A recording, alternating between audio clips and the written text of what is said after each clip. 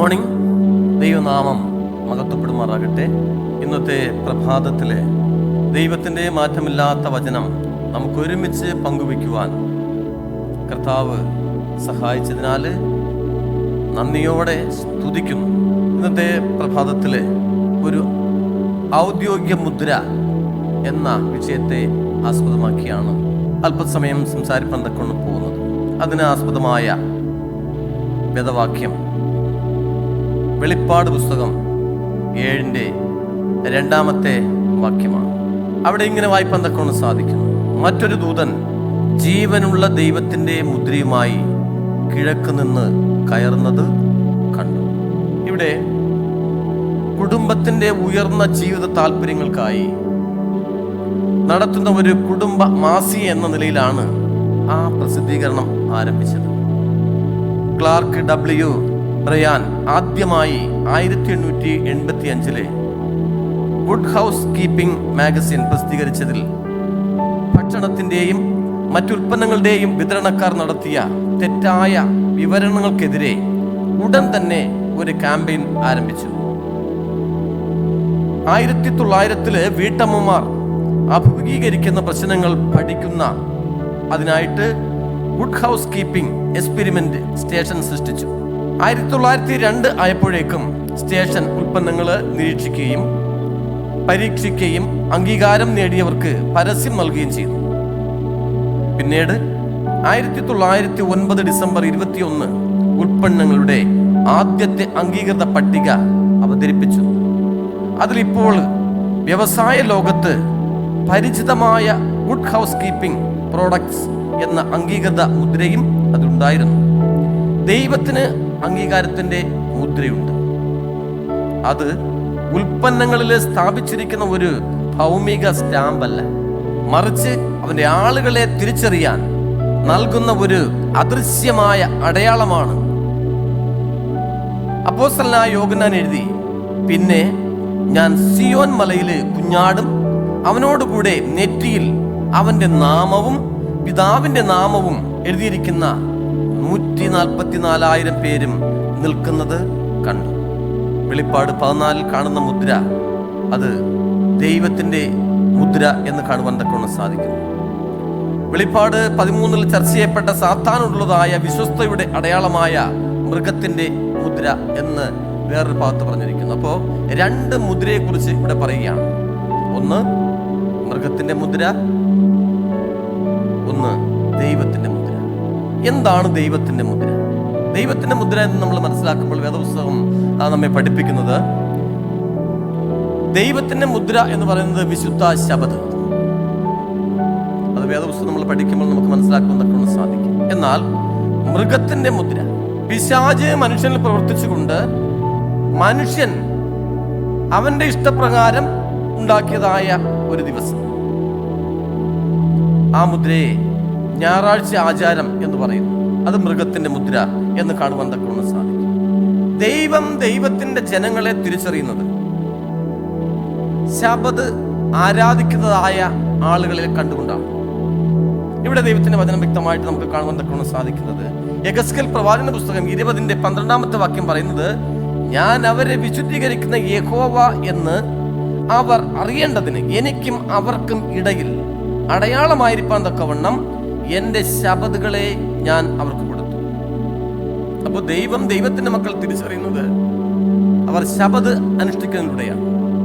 വീണ്ടും അതിന്റെ 20ാമത്തെ വാക്യം പറയുന്നത്: എൻ്റെ ശബദുകളെ ശുദ്ധീകരിപ്പിൻ, ഞാൻ നിങ്ങളുടെ ദൈവമായ യഹോവ എന്ന് നിങ്ങൾ അറിയേണ്ടതിന് അവ എനിക്കും നിങ്ങൾക്കും ഇടയിൽ അടയാളമായിരിക്കട്ടെ എന്ന് കൽപ്പിച്ചു. അപ്പൊ ദൈവത്തിന്റെ മുദ്ര.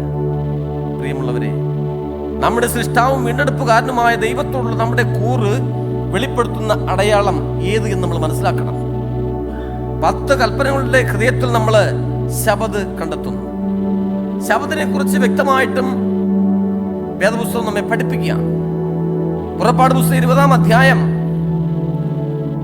അതിന്റെ 10-11 വാക്യം വായിക്കുമ്പോൾ അവിടെ വ്യക്തമായി പറയുന്നത്: 7-ാം ദിവസം നിന്റെ ദൈവമായ യഹോവയുടെ ശബദാകുന്നു. അന്ന് നീയും നിന്റെ പുത്രനും പുത്രിയും നിന്റെ വേലക്കാരനും വേലക്കാരത്തിയും നിന്റെ കന്നുകാലികളും നിന്റെ പടിവാതിൽക്കകത്തുള്ള പരദേശിയും ഒരു വേലയും ചെയ്യരുത്. ദൈവം വ്യക്തമായിട്ട് പറയുകയാണ്.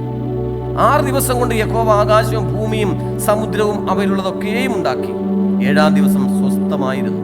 അതുകൊണ്ട് യഹോവ ശബ്ബത്ത് നാളിനെ അനുഗ്രഹിച്ച് ശുദ്ധീകരിച്ചിരിക്കുന്നു. ശബ്ബത്ത് നാളിനെ ദൈവം അനുഗ്രഹിച്ച് ശുദ്ധീകരിച്ചിരിക്കുന്നു. എന്നാൽ ഇന്നത്തെ ജനം ദൈവം അനുഗ്രഹിച്ച് ശുദ്ധീകരിച്ചതായ ദിവസത്തെ മറന്നിട്ട് മാനുഷികമായ കൽപ്പനയ്ക്ക് പ്രാധാന്യം കൊടുത്തുകൊണ്ട് ശബ്ബത്തിനെ ഉപേക്ഷിച്ചുകൊണ്ട് ഞായറാഴ്ചയ്ക്ക് പ്രാധാന്യം കൊടുത്തുകൊണ്ട് ഞായറാഴ്ച ആരാധനയ്ക്കായി കടന്നു. ദൈവത്തെ മാനിക്കുന്നുണ്ടോ? ദൈവം പറഞ്ഞതായ കൽപ്പനയെ അംഗീകരിക്കുന്നുണ്ടോ എന്ന് നമ്മൾ ചിന്തിക്കണം. ആയതിനാൽ പ്രിയമുള്ള ദൈവജനമേ, ദൈവത്തിന് ഒരു അടയാളമുണ്ട്, ദൈവത്തിന് ഒരു മുദ്രയുണ്ട്. അത് വിശുദ്ധ ശബ്ദമാണെന്ന് വേദപുസ്തകം ശരിയായി പഠിക്കുന്ന ഒരു വ്യക്തിക്ക് മനസ്സിലാക്കുന്ന വണ്ണം സാധിക്കും. നോക്കണം, ഇവിടെ നമ്മുടെ സൃഷ്ടാവും വീണ്ടെടുപ്പുകാരനുമായ ദൈവത്തോട് നമ്മുടെ കൂറ് വെളിപ്പെടുത്തുന്ന അടയാളമാണ് ശബ്ദം എന്ന് പറയുന്നത്. 10 കൽപ്പനകളുടെ ഹൃദയഭാഗത്ത് അത് ആലേഖനം ചെയ്തിരിക്കുകയാണ്. അത് 3 ഘടകങ്ങൾ പ്രസ്താവിച്ചുകൊണ്ട് ദൈവത്തിന്റെ നിയമത്തിന്റെ മുദ്രയായിട്ട് പ്രവർത്തിക്കുന്നു. ഇനി മുദ്രയുടെ ഉടമയുടെ പേര് വ്യക്തമായിട്ട് പറഞ്ഞിരിക്കുകയാണ്. എന്താണ്? നമ്മുടെ കർത്താവും ദൈവവും എന്ന് പറയും. 2-ാമത്തെ ഘടകം ഔദ്യോഗിക സ്ഥാനം, സൃഷ്ടാവ് അല്ലെങ്കിൽ ഉണ്ടാക്കിയവൻ, സൃഷ്ടിച്ചവൻ എന്ന് കാണുവാൻ തക്കവണ്ണം സാധിക്കും. അധികാര പരിധി അഥവാ വിസ്തൃതി, സ്വർഗവും ഭൂമിയും സമുദ്രവും അവയിലുള്ളതെല്ലാം എന്ത് ഇവിടെ പ്രതിപാദിച്ചിരിക്കുകയാണ്. നോക്കണം, അന്തിമ പോരാട്ടം ഒന്നുകിൽ മൃഗത്തോടുള്ളതോ അല്ലെങ്കിൽ ആകാശത്തിന്റെയും ഭൂമിയുടെയും ദൈവത്തോടുള്ളതോ ആയ വിശ്വസ്തത. ആരിലാണ് നമ്മുടെ വിശ്വാസം നമ്മൾ അർപ്പിച്ചിരിക്കുന്നത്? ദൈവത്തോടാണോ മനുഷ്യനോടാണോ എന്നുള്ളതായ ആ ചിന്ത നമ്മുടെ മനസ്സിലേക്ക് കൊണ്ടുവരണം. അന്തിമ പോരാട്ടം, വലിയൊരു പോരാട്ടത്തിന്റെ നടുവിലാണ് നാം ഓരോരുത്തരും. അപ്പോൾ അന്തിമ പോരാട്ടം ഒന്നുകിൽ മൃഗത്തോടുള്ളതോ അല്ലെങ്കിൽ ആകാശത്തിന്റെയും ഭൂമിയുടെയും ദൈവത്തോടുള്ളതോ ആയ വിശ്വസ്തത എല്ലാ മനുഷ്യരും എന്ത് ചെയ്യേണ്ടി വരും? വെളിപ്പെടുത്തേണ്ടതായിട്ട് വരും. മൃഗത്തോടുള്ള വിധേയത്വം അവരുടെ വലത് കൈയിലോ നെറ്റിയിലോ ഉള്ള മുദ്രയായി പ്രതിനിധീകരിക്കുന്നു. മൃഗത്തെ നമ്മൾ മാനിക്കുന്നുവെങ്കിൽ എന്ത് ചെയ്യുന്നു? ആ വലത് കൈയിലോ നെറ്റിമേലോ നമ്മൾ മുദ്ര ഏൽക്കേണ്ടതായിട്ട് വരും. ദൈവത്തോടുള്ളതായ വിശ്വസ്തത ഒരു മുദ്രയാൽ പ്രതീകമാക്കപ്പെടുന്നു. അത് നെറ്റിയില് അവന്റെ നാമവും പിതാവിന്റെ നാമവും എഴുതിയിരിക്കുന്നതായിട്ട് വിശുദ്ധ വേദപുസ്തകം ചെയ്യുന്നു, നമ്മെ പഠിപ്പിക്കുന്നു. പ്രിയമുള്ള ദൈവജനമേ, നാം ഏത് മുദ്ര ഏറ്റവരാണ് എന്നതിനെ കുറിച്ച് ചിന്തിക്കണം. ആയതിനാൽ പ്രിയമുള്ള ദൈവജനമേ, ഈ അന്ത്യകാലത്തിലെ സത്യം മനസ്സിലാക്കി സത്യത്തിന് അധിഷ്ഠിതമായിട്ട് ജീവിപ്പാൻ തക്കവണ്ണം ഈ അഖിലാണ്ടനാഥൻ നിങ്ങളെ എല്ലാവരെയും സഹായിക്കുകയും അനുഗ്രഹിക്കുകയും ചെയ്യട്ടെ എന്ന് ഞാൻ ആത്മാർത്ഥമായി പ്രാർത്ഥിച്ചുകൊണ്ട് ഞാൻ എൻ്റെ എളിയ പ്രബോധനം അവസാനിപ്പിക്കുന്നു. ദൈവം നിങ്ങളെല്ലാവരെയും ധാരാളമായിട്ട് അനുഗ്രഹിക്കുമാറാകട്ടെ. ആമേൻ. ഈ സമയം നമുക്ക് കണ്ണുകളടച്ച് പ്രാർത്ഥിക്കാം.